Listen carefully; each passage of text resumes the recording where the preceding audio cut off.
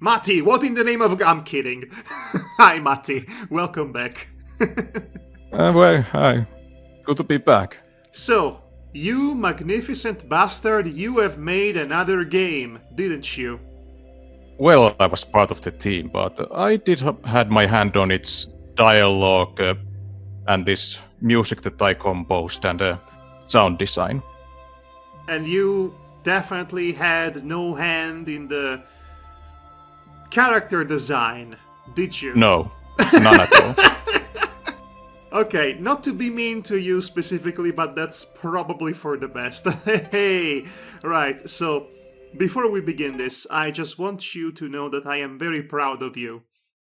You have made 2 games up until this point, which is 2 more than I ever did. So Well, that's something. 3, but that was a different project. 3 games! Oh, now we're just bragging, aren't we? Yeah. Well, that one isn't that good, but anyway. Still. This Rootless Memories of Green, a puzzle adventure. And we start with these shady doctor guys.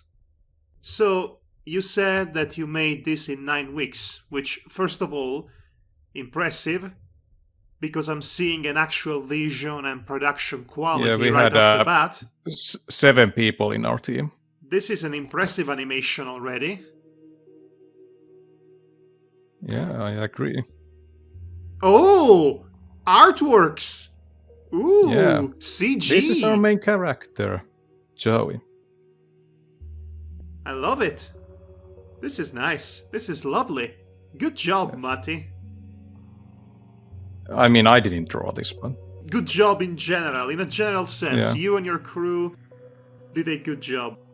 So, as we are entering head first, head diving into this cyberpunk-ish science fiction dystopian world, I'm assuming that's the case here at least, would you care to share a bit of background information as to the making of this game? The hows, the whys, and the whens, as it were.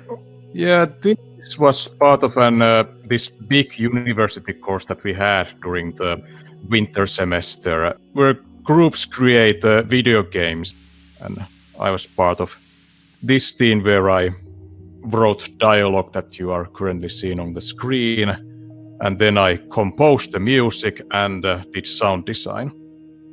Impressive! This game looks relatively polished from what little of it I've seen, and that's impressive considering you crunched for it. How did it feel, your first experience with the gaming industry widespread practice of crunch? I mean, I wouldn't say it was that bad, but... It will get bad. Don't worry. Don't worry. Yeah, I know you cherry-pick examples. Anyway. Hey now. Don't call me out on stream.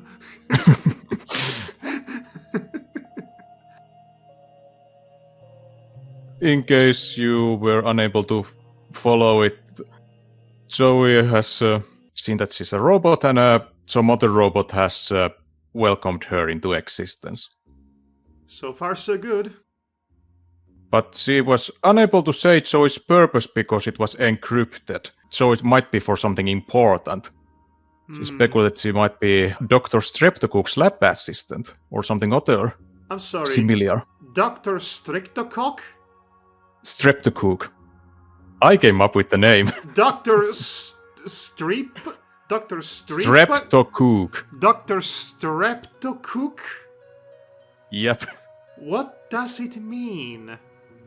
It's called streptocock in Finnish. Are you referring to the bacteria by the same name? Yep. I thought it was going to be a reference to that, but I wasn't sure. That's cute. Why don't you call it Dr. Cancer next time? Dr. Virus? Yeah. Dr. Urine? I tried to make something that sounds funny and sinister at the same time. It definitely is one of those things, I'll give you that. Well, soon you're about to see the game's first puzzle. The one who came with the story said that one of her influences was One Shot, if you have played that game. I have, in fact, played One Shot. One Shot was a fascinating game, since we are talking about that. It definitely suffers from existing in the shadow of Undertale, as its similarities are many. I played its freeware version ages ago, 2 years before it went to commercial version. Right, I bought it when it was already commercially available. Like I said, fascinating game, interesting ideas. It gets a bit annoying with the execution of some of the puzzles.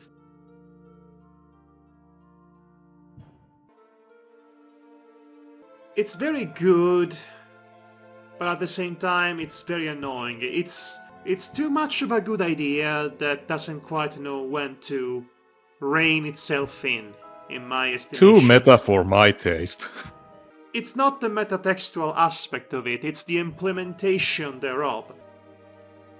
For example, I like to play my game full screen. One Shot hates that I like to play a game in full screen, for example. Oh, yeah. It's that kind of detail that, when you compound all of said details together, creates a rather cumbersome experience. It's a unique case study in which a clever idea becomes too clever for its britches, and it disrupts your pleasurable game experience. But anyway, that's a thesis for a whole other day. Tell me more about this one. The one who had created the concept for this, she came up with the story, and my job was to write the dialogue for the story scenes. And I mean, during the writing process, I did show the scenes to her to see if this is the way the characters would act, and she gave the approval whenever necessary. And speaking of the character, I like her design. I like the combination between very obvious Star Trek inspirations and also a bit of classic RPG Maker horror icon aesthetic. Another source of inspiration for her was Eve. I knew it! As soon as I saw this character, I thought, oh look, it's Eve, but as a cyborg. Nice touch, by the way. Did I mention I like the artistic direction of this pixelated artistry? Yeah, even teachers agree that this is the most visually consistent. Now, clearly, if you had more time to polish this game, I'm sure you will want to fix whatever it is that's causing that glitch in the corridor. You know, when you're walking in the main hallway between these doors, and it seems as if the pavement is bleeding onto the edges. Oh, yeah. And by the way, the text that was seen in the previous room where they talk about this deep freezing, I didn't write that because we had a different writer for all the lore texts. Right. Lore text is important because it's part of solving the puzzle in this floor. Okay, well, in that case, it's not lore text. At least not by my own definition of lore, which is the only definition that matters.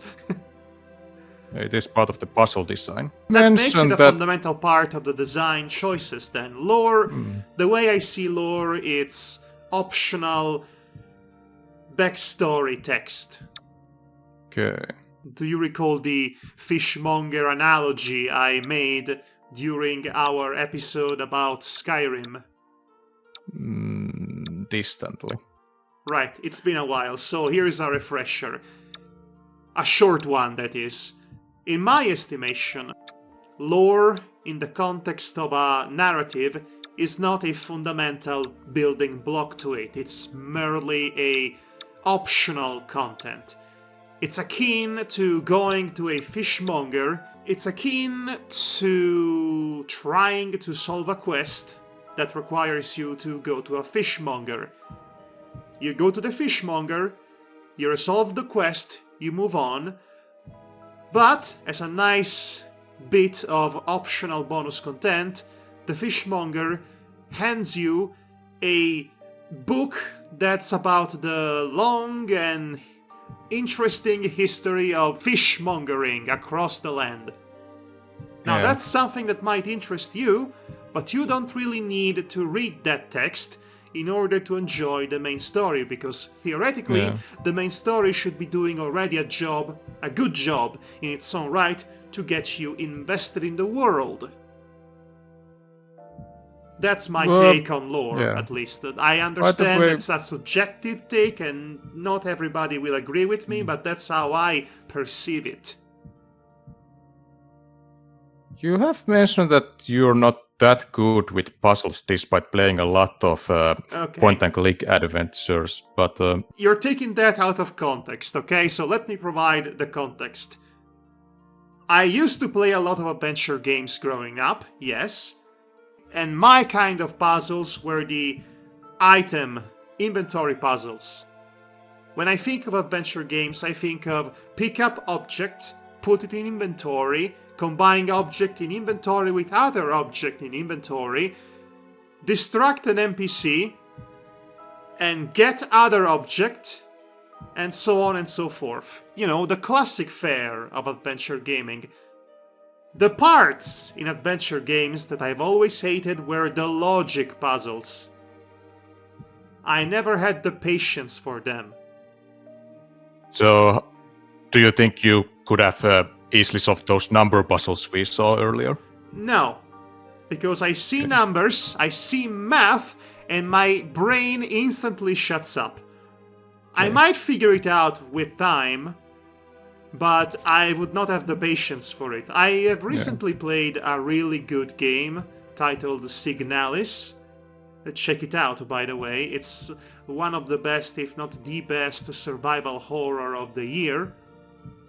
In many ways, it is a throwback to PlayStation 1 style blocky, polygonally scarce graphics, the likes of Silent Hill and Resident Evil, with an interesting twist to it, which I shall not spoil to you.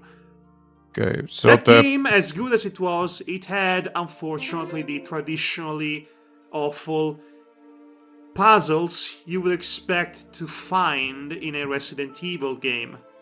And some of those were about as tedious as just read up instructions to solve this puzzle, which is no puzzle at all, and others involved doing a lot of math.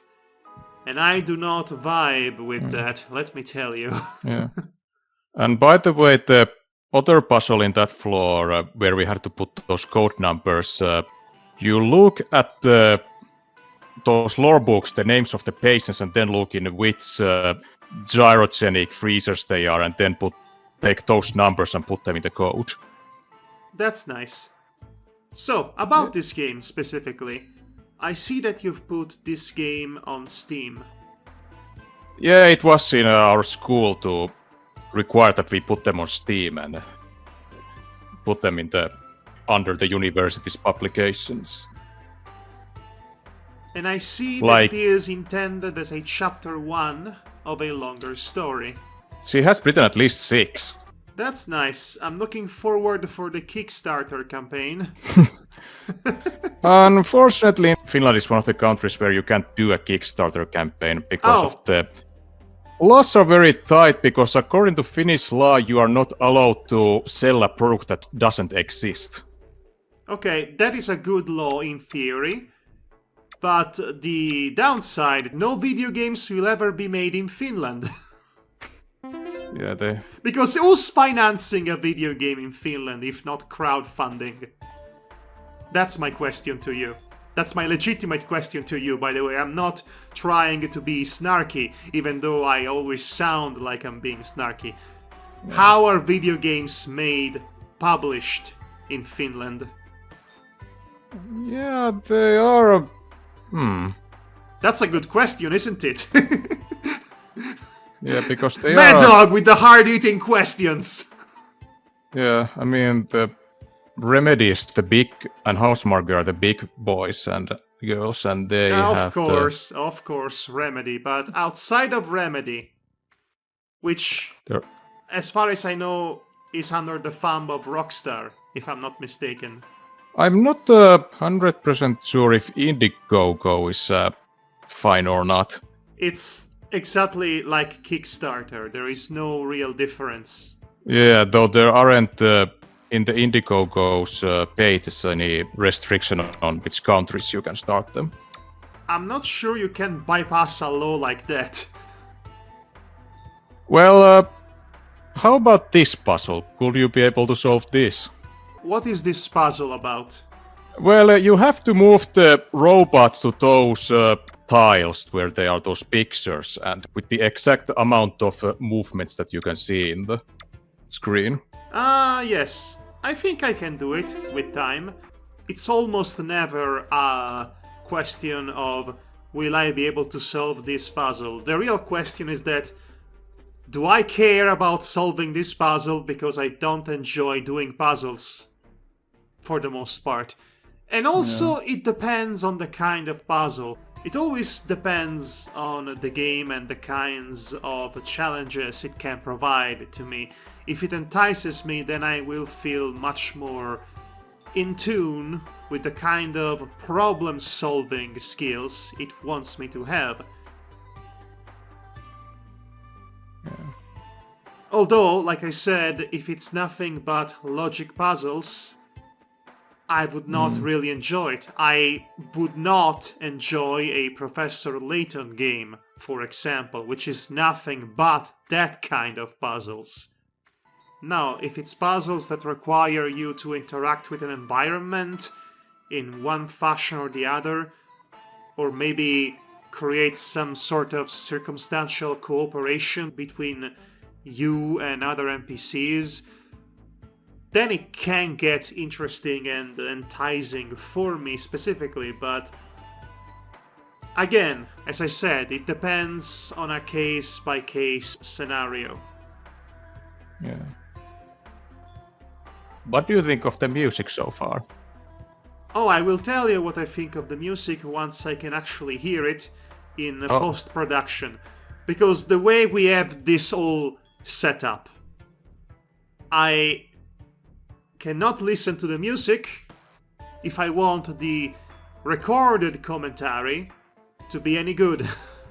Then I have to splice the commentary, the audio commentary, with the video, and if it captures the sounds from the video, it's going to make my job so much more difficult. Well, I've been hearing the sounds from the video this whole time, so I hope it doesn't...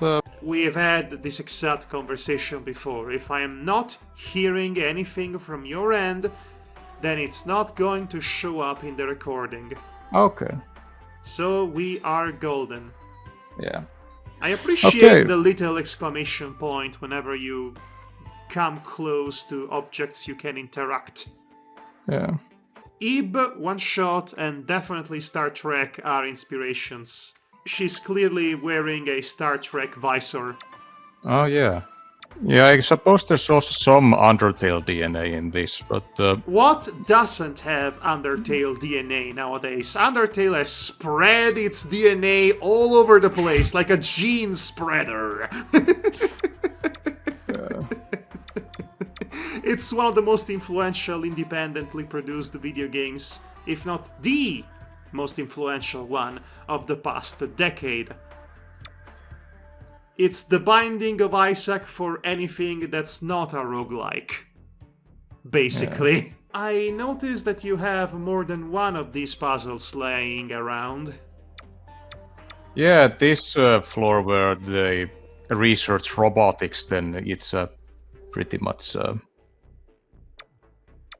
robotics puzzles. Yeah. That's nice. That's cute. Oh, I struggled with this one for some reason. Oh, so you are one of the key developers and you struggled with this puzzle? That's saying a lot. I was writing dialogue and doing the sound work, but I wasn't part of the puzzle design. I'm just being facetious for the sake of conversation. Yeah.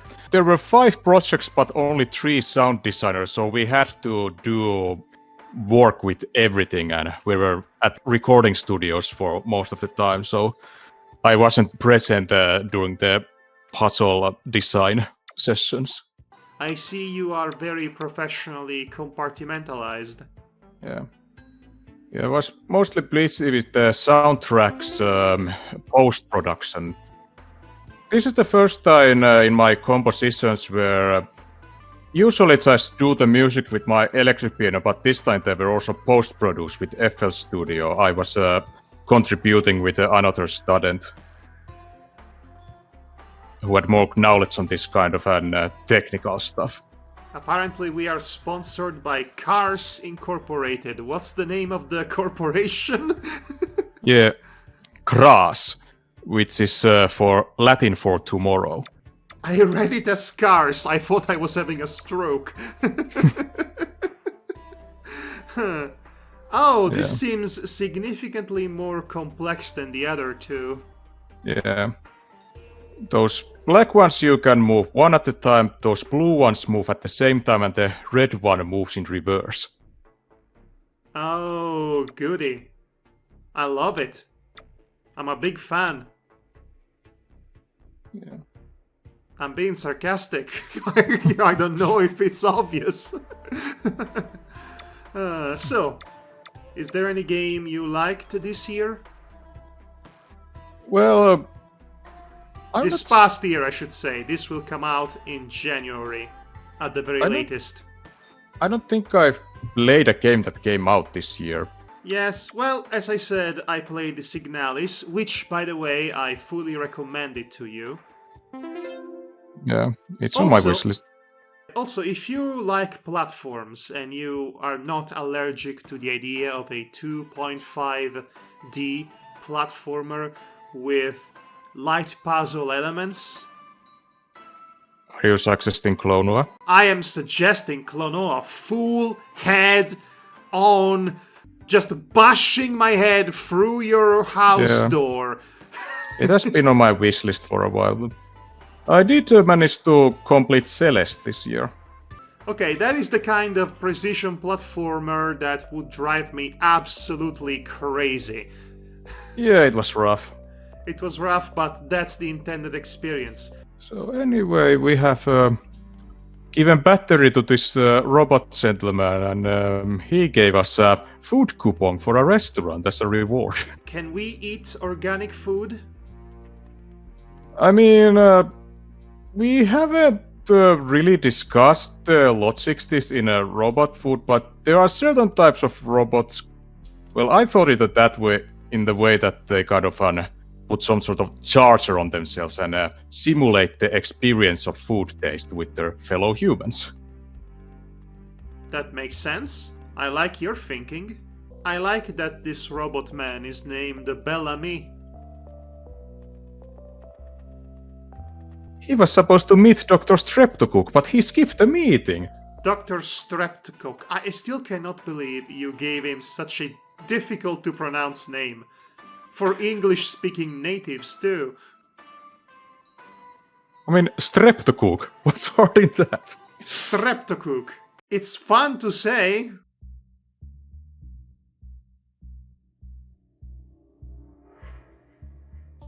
The Finnish name Streptokokki also means cook.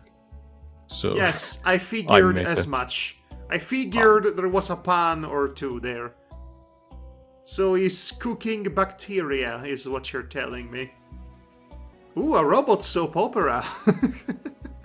And there's his protege, Dr. Aquapox.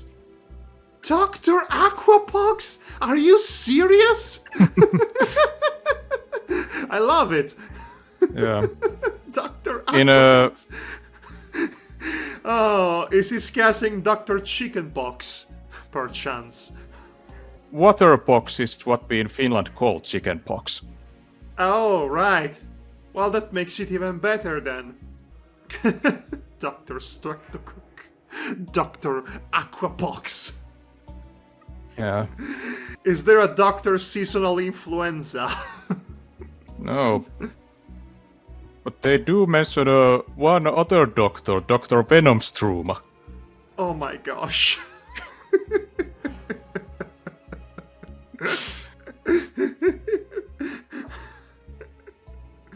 Oh, that's nice.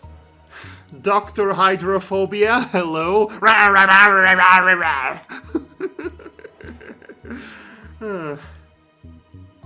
So yeah, they are talking about that we have to downsize. Because our research on defreezing took resources. So corporate talk then. This is a technocratic society where scientists are the ruling class. Oh, okay. First of all, the idea that scientists are the ruling class sounds amazing. Let's do it. Let's kill all the capitalists instead. I mean, if you wanted a dystopia, you should not have made it so appealing. Current science council are not nice people. But they are not idiots like Elon Musk, so that's an improvement.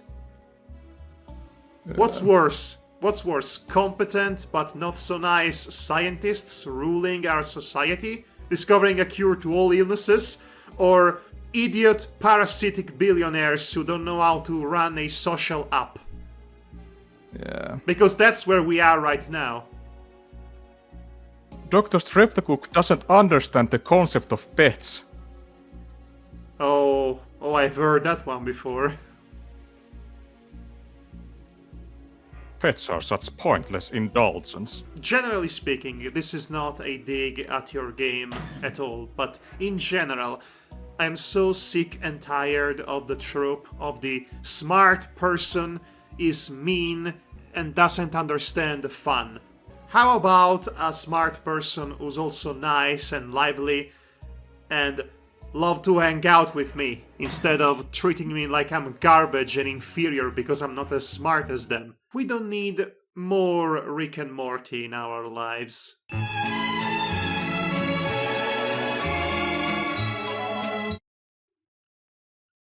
Yeah. Ah. The last three.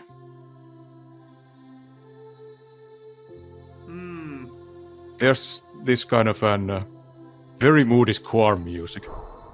Is this about the environment, Matti? Is this a These pro-environmentalist story? Did you trick I me suppose into these have watching those Captain elements. Planet on Space? I'm going to save you. Oh, Wally. She had kind of a hatchiness towards versus Torta. By the way, I must compliment the work that has been done in her animation. The sprite is very three-dimensional. Not literally, but you can see her from almost every angle as she moves around in the environment. Not just the front or the profile, but also in between. That person just evaporated into that door. We were starting to run out of time at this point. Yes, like I said, if you ever go back to it, I would imagine Yeah, that you will... that's why the Webmeister! The Webmeister! Ooh! Click, click, click, click, click! I'm in! I'm hacking the world! Call me Crash Override! This character is every hacker stereotype rolled into one, isn't it? Well, kind of, sorta.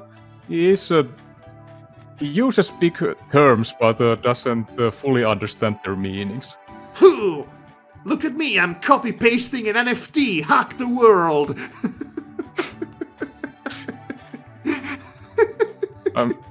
This is 150 years into the future. They have... I think they have lost their charm at that point. So either everything is run by AI or NFTs, or those trends have died the death that they deserve. And with scientists actually running the show, I would assume it's the latter. No more NFTs. No more Fight the system! AI art. Fight the science! Down with science! Religion is trending now. On whatever it is the substitute of Twitter we have in the future. Yeah, there are kind of a class society also in this. Oh, a caste society. If you want Always to sound keep fancy. asking questions. That's what they say on the internet. I'm just asking questions. They are not anti-Semitic, I swear. Says the anti-Semite on the internet. Yeah. He has seen Matrix perhaps one too many times. Robots can't lie to humans. I knew there was something special about you. Are you rebellious? Huh. This is my cool kid voice. I suppose I might have done something like that recently. I stole a plant. Rebel. Would you like to know more about yourself? What's not to trust about a gay named Webmeister? As if he were some kind of forum guy from the early 2000s. Yeah. Then we share a goal. Join me. We can find information about you and your purpose there. Huh. Webmeister, out. Alright. Oh, is he going to ask you a yes or no question here? There's no this kind of a yes or no choices. Oh. Because I thought it was weird it was repeating the question right now. That's usually preceding a yes or no scenario. There were some changes in the original dialogue that I wrote when we had to leave stuff out during the final phases of this project, and they did some changes in some parts, but I did go through them and was okay with it. That was a cute handshake animation, by the way. Oh, yeah. These animators did a good job. Yeah, there are no longer any more puzzles. I know that the team had to cut at least one puzzle. This is an Easter egg to another game project from the same class. Soul Cola. Yeah. I like inside jokes I cannot hope to understand. You will understand it if you play Finger Bang, all bullets pointing. I'm going to finger bang you to death. Yeah. It's a first-person shooter about a guy who uses fingers as a weapon. Oh! Oh! Wait, it's not the same. Wait, hold on. Hold on. Perhaps I'm thinking of a different game. There is a science fiction furry game, first person, in which the main character can do a lot of finger gunning. But I'm not sure it's the same. Probably not. Now I'm thinking of something else, I'm sure. Okay. That does sound funny. I'll give you that. Yeah, I did some voice acting in it.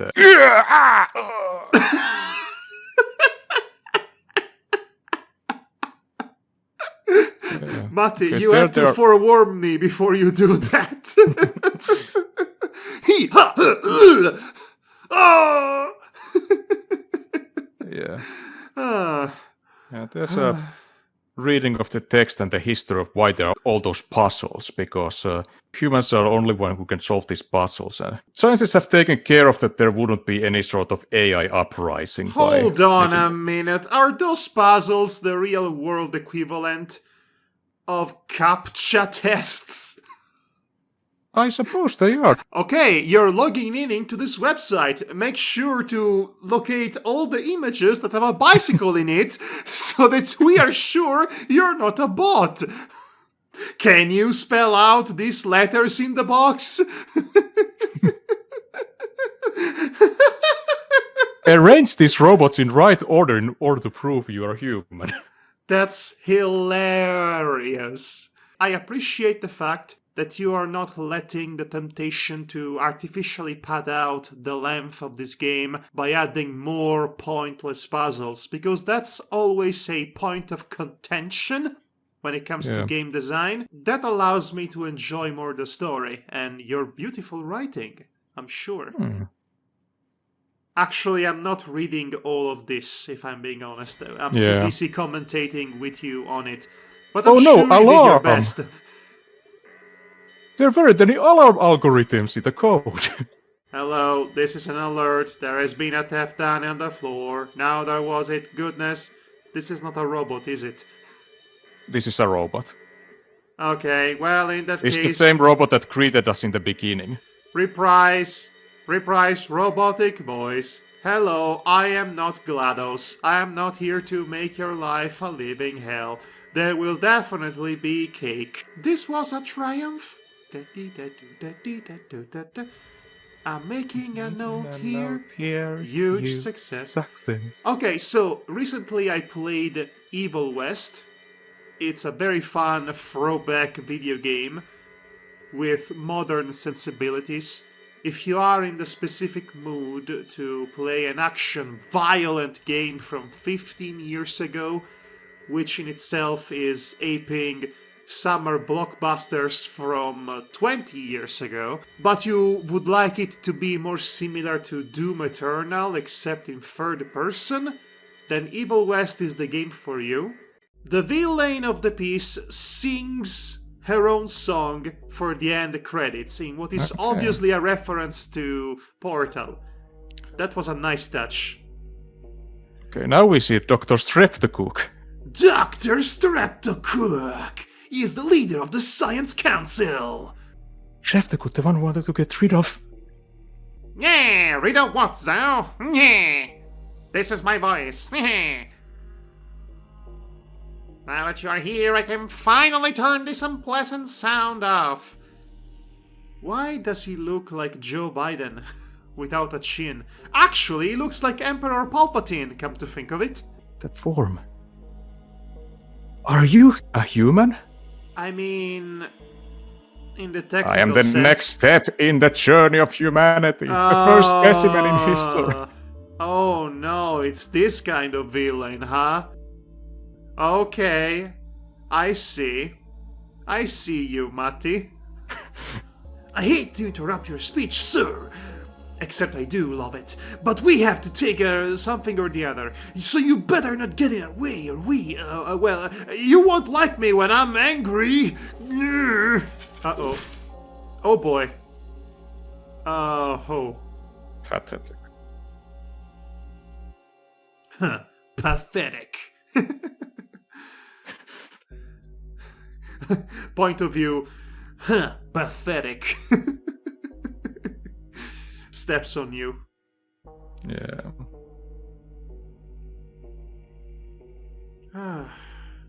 Why was I created? Ah, yes, isn't that the question? There's no reason to answer that query at this point of the research.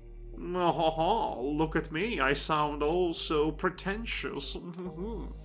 Override code Zeta 0 Epsilon.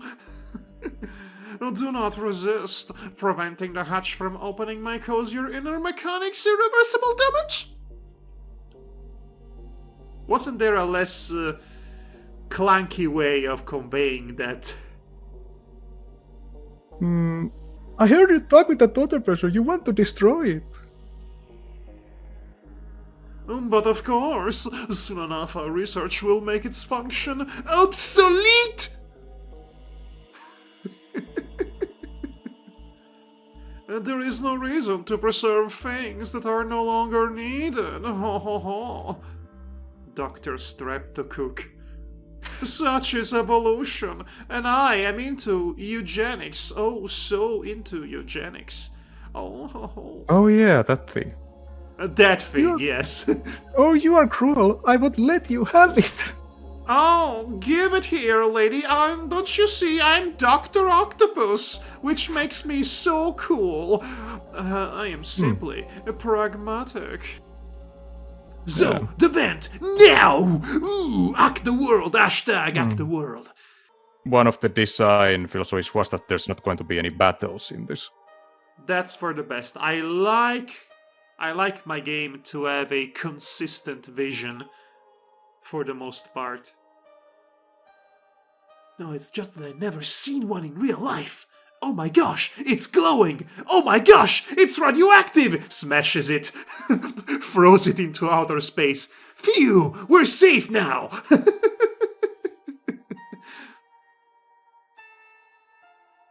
There's this really touching music. Webmeister is mumbling with himself. Well, anyway... Those turn three dots around. always mean that the character's thinking something or having a silent moment. I know. I'm being facetious. I'm trying to be funny. If I'm failing, sorry. Jeez. I get Nice- dresses but stop and have deep thoughts. Nice cyberpunk cityscape, by the way. Memories of when Flashback. she was human. She saw a girl in a white dress because, of course, she saw a girl in a white dress. Maria is her name. Maria. Oh boy.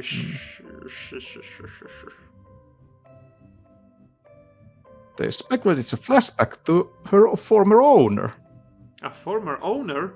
Some humans and robots alike are allowed to own certain service bots, so you could have been a butler or something, and your personality chip was recycled. But a blue sky, I'm turning slowly but surely into... you know who. Yeah, he was one of my inspirations when I personalized his character. Huh, it's me! The guy from Energy Core Power! I forgot the name! I never thought it was, though. My name is... Arvin. Arwin? Yep. I didn't come up with the name. That's certainly a name. Okay, so love interest or just a boy toy? That's the question. I mean, I suppose you have to play the rest of the chapters if they come out. I would love to play them if you could optimize them better to work on less advanced computers. Yeah, I talked with my big brother about it, and he said that you can only blame yourself. Wow, Yeah. what a lovely person. I would love to know him. I would love to meet him in real life. What a lovely person. Surely not a techno-classist at all. Yeah. You can tell your big brother that he's free to buy me a new computer if he wants to. Yeah. Anyway, this was Rootless, Memories of Green. Yep. This Yeah, was it was- lovely. And like your brother is not lovely. But yeah, that was our game. Yes, that was nice. That was really nice. It has potential to become something more than what it is. There is an ambition here, obviously there is a vision, there is a scope. There is a consistency of intent and game design philosophy. I certainly can appreciate all of those things. Well, Matti, thanks for being here. Thanks me for hosting you. Yeah. And Thanks, I guess, no problem. right. And I guess we'll see you all some other time. I just Yeah. wanted to take a moment in our busy lives to showcase the fact that my good friend Matti here from Finland has made a video game. And I am so gosh darn proud of him. Oh, thanks. Good boy. Shush. Good boy. Who's a good boy? Who's a good boy? You're a good boy. You want a treat? Do you want a treat? Here's a treat. Catch it. accidentally throws you into the vacuum of space. Yeah. Sorry, Jimmy. We cannot afford a dog. Right. Good night, everybody. Good night.